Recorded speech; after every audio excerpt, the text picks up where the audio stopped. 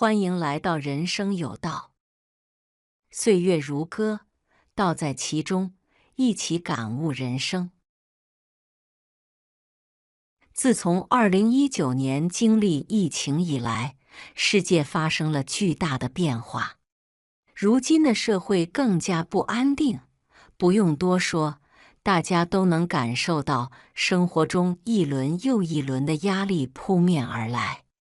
时代的巨变既不是你我所能决定的，也不是我们意志所能改变的。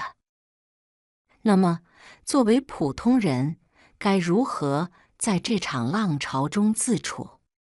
如果能做到以下4个守住，你便能在风雨中稳如磐石，任凭外界风吹雨打、山崩地裂，你依然可以稳定从容。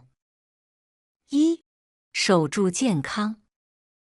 生活的压力下，健康往往是最容易被忽视却最重要的。健康就像数字1，而房子、车子、事业、金钱等则是紧随其后的0。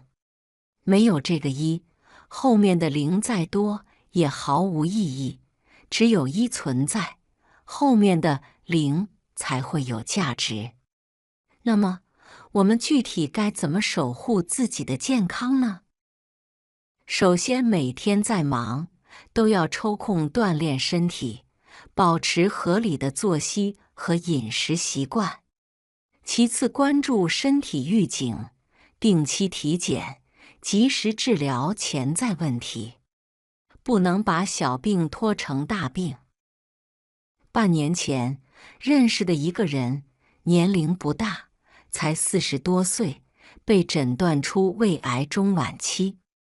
其实他早就发觉自己的胃不舒服，时常疼痛，但因为工作忙，又忙着装修新买的房子，就忽视了胃疼的毛病，以为就是一般的胃溃疡等小问题，只吃了点治胃疼的药。半年前，疼得实在吃不消，就去看医生，做了胃镜检查，竟然是胃癌中晚期。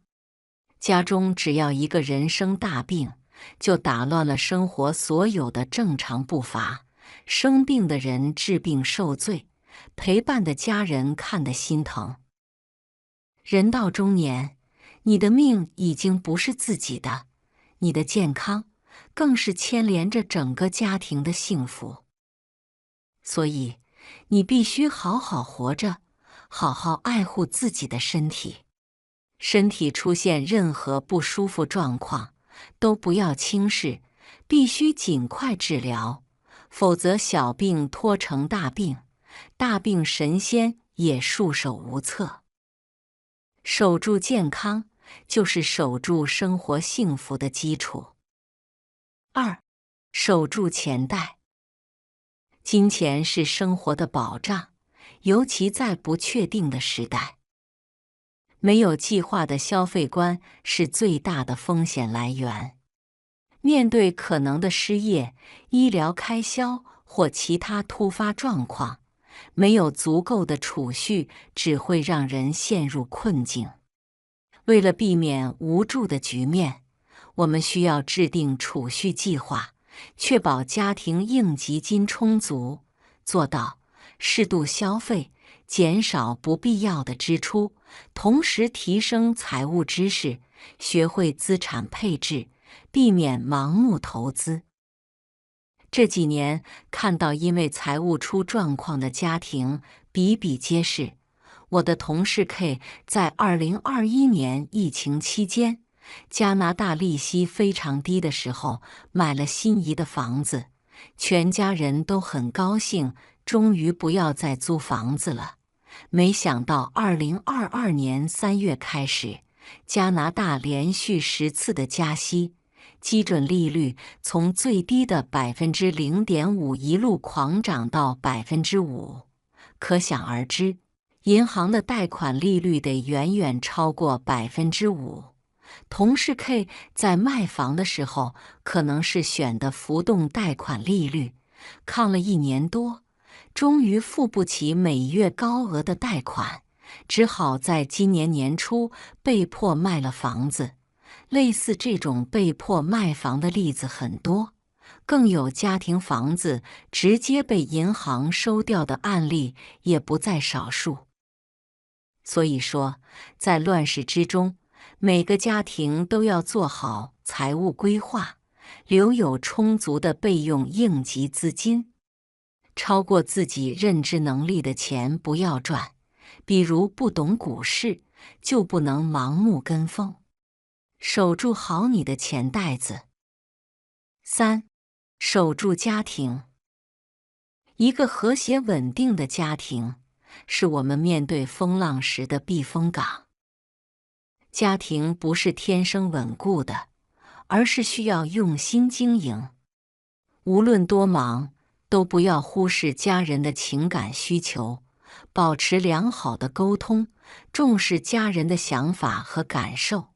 无论何时，都不要在小事上消耗家人，遇事不责备，凡事多体谅。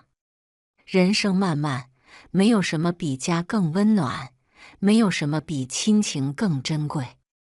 只要一家人的心在一起，哪怕外面风浪再大，也不会觉得孤单。4. 守住道德和信仰。乱世之中，真正支撑人们内心安定的是道德和信仰。道德是一个人行为的准绳，也是内心安宁的来源。无论外界如何变化，都要守住诚信与善良，不因利益动摇原则，不因环境妥协初心。信仰并非局限于宗教，而是一种对生命意义和未来的信念。面对生活的艰难，保持乐观与希望，在不确定性中找到内心的支撑，比如家庭的爱、工作的价值，或是人生的追求。信仰是内心的灯塔，让人在最黑暗的时刻依然能看到光明。道德和信仰不仅是约束自我的标准，也是改善社会的力量。力所能及地帮助他人，不仅传递善意，也能让自己的内心更加充实和满足。守住健康，守住钱袋，守住家庭，守住道德和信仰，就是守住人生的基石。只要这些基石稳固，任凭外界风雨如晦，我们依然可以从容安然，活出自己的精彩人生。